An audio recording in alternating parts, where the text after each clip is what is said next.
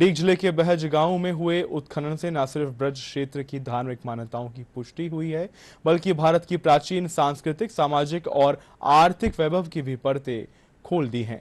प्रस्तुत है डीग से हमारी संवाददाता आरजू शर्मा की एक खास रिपोर्ट।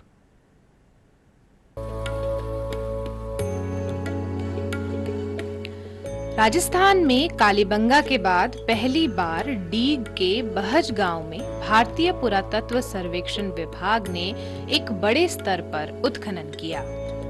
अधीक्षण पुरातत्वविद डॉक्टर विनय गुप्ता के निर्देशन में हुए इस उत्खनन में ब्रज भूमि की धार्मिक मान्यताओं को अब ठोस वैज्ञानिक प्रमाणों से जोड़ दिया है। उत्खनन के दौरान यहाँ एक विलुप्त नदी के निशान मिले हैं, जो संभव यमुना या उसकी सहायक धारा रही होगी। साथ ही सबसे निचले स्तर पर गैरिग मृदभांड संस्कृति के मन के अर्धमूल्यवान पत्थरों के मोती और हड्डी के औजार मिले हैं, जो इस क्षेत्र की प्राचीनता दर्शाते हैं।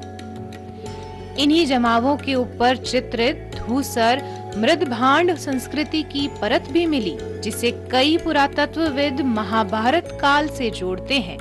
इस परत में एक मुद्रित मिट्टी की मुहर भी मिली है, जो पूरे भारत में अपने तरह की एक लौती खोज है। पूरा कॉम्प्लेक्स है, जो सुंकाल हमारा है वो नंबर 10 की जो लेयर है उसके साथ एसोसिएटेड है। बाकी हम जो ऊपर देखें नंबर 9 तक हमें पूरा एक कुषाण काल का एक डिपॉजिट दिखता है। उसमें भी हमें पकी हुई ईंटों के काफ़ी सारे स्ट्रक्चरल एविडेंस हमें मिले हैं, जो कि हमें पूरी साइड से हमें मिलते हैं। एक दीवार है पकी हुई ईंटों की। यहाँ पे हम जो ये चीज़ हम इधर देख रहे हैं कि ये जो दीवार है पहले शोंग काल के लोगों ने बनाई है। बाद में यही दीवार कुषाण काल में भी इसको एक तरीके रिपेयर करके बाद में यूज करा गया है। क्योंकि हम ये ईंटें देखें तो ये ईंटों का जो साइज है वो अलग है, जो हमें पूरे रीजन में शोंग काल से मिलता है। बाकी ऊपर की जो ईंटें हैं इनका जो साइज है वो अलग है, जो कुषाण काल का है। इधर हमें एक बीच में जो रिपेयर करके इन्होंने मिट्टी से मड ब्रिक से जो रिपेयर किया है उसके भी हमें साक्ष्य यहाँ पे दिख रहे हैं। हमें इसी साइट पर शेल के डेब्रिस और उसके वेरियस जो प्रोडक्ट है वो हमें मिले हैं। शेल के बैंगल्स, शेल के बीड्स और शेल के माइक्रो बीड्स वगैरह भी, और एमलेट भी हमें शेल के यहाँ से मिले हैं।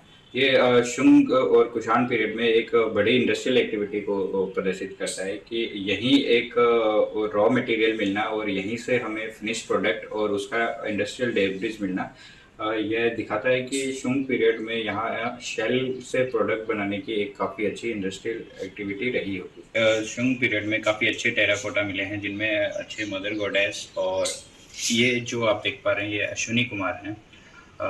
क्योंकि जो बहुत से मंदिरों में काफ़ी लेट फेज में इनका डिपिक्शन हमें देखने को मिलता है मूर्तियों में, बट प्रारंभिक तौर में ये पहली बार टेराकोटा में हमें यहाँ इस साइड से प्राप्त हुए हैं। उत्खनन में यज्ञ कुंडों में अर्पित तांबे और चांदी के पंचमार्क सिक्के मिले हैं। इसके साथ साथ रिंगवेल, भवन निर्माण के प्रमाण और नगर नियोजन की झलक भी दिखती है।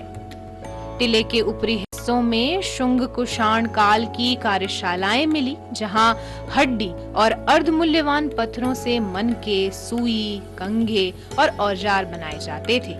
साथ ही टेराकोटा व पत्थर की देवी देवताओं की मूर्तियां भी यहाँ से मिली हैं। हमें यहाँ से बेसिकली चावल के, गेहूं के, जो उसके अलावा मूंग और बेर के, इनके बीजों के अवशेष मिले हैं। ये एक रिंगवेल मिला है जो पीजीडब्ल्यू लेवल के ऊपर मिला है।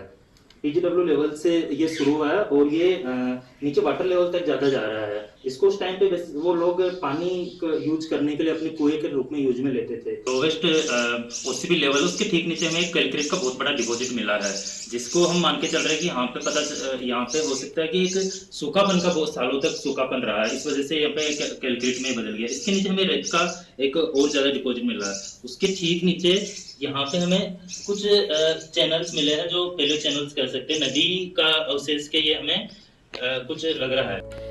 धार्मिक मान्यताओं के अनुसार बहज गांव को भगवान श्री कृष्ण के नाती व्रजनाभ का गांव माना जाता है। ब्रज की 84 कोस परिक्रमा का हिस्सा होने के साथ ही यह क्षेत्र कृष्ण गमन पथ योजना से भी अब जुड़ सकता है।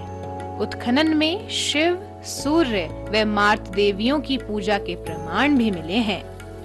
यहाँ ब्राह्मी और खरोष्टी लिपियों में मुद्राएं भी मिली हैं, जो व्यापार और प्रशासन के संगठित ढांचे को उजागर करती हैं। यानी धार्मिक नगरी के साथ साथ यह एक उन्नत व्यापारिक नगर भी था। ये इसमें हमारा बद्रीनाथ का वो है कुंड है, रेवती माँ का कुंड है। ये रेवती माँ के यहाँ रहने वाली सब 84 कोस में आपने। मैंने ऐसा अपने बुजुर्गों से सुना है, हमारे लोग कहते हैं, ऐसी किंवदंती है, ऐसी मान्यता है लोगों की कि ये बद्रीनाथ का किला था, जो भगवान श्री कृष्ण के प्रपौत्र थे। उन्होंने यहाँ पर कभी एक राक्षस क्षेत्र हुआ करता था, तो उन्होंने यहाँ पर आकर राक्षसों का संहार किया, फिर अपना राज्य विस्तारित किया। राज्य विस्तारित के बारे में ऐसा लोग कहते हैं कि यहाँ पर भगवान श्री कृष्ण के प्रपौत्र का एक बड़ा विशाल भव्य मंदिर है, जो इस माउंट के अंदर ही बताया जाता है।